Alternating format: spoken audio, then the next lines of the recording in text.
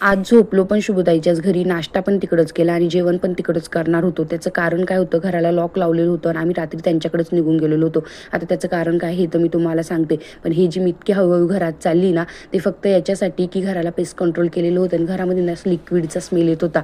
आणि तुम्हाला सांगू का, ते करायला जितकं सोपं आहे ना, त्याच्या 4 पट जास्त ते आवरायला कठीण आहे. म्हणजे त्या लिक्विडचा स्मेल राहू नये, कुठं ते लिक्विड राहू नये ना, याची खूप काळजी घ्यावा लागतो. आणि छोटं बाळ घरात असल्यानंतर तर विचारायलाच नको.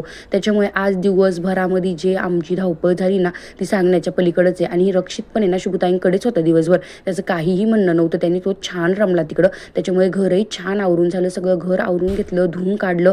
आणि हे सगळं मी एकटीने नाही केलं, नीरजने आईही करत होत्या.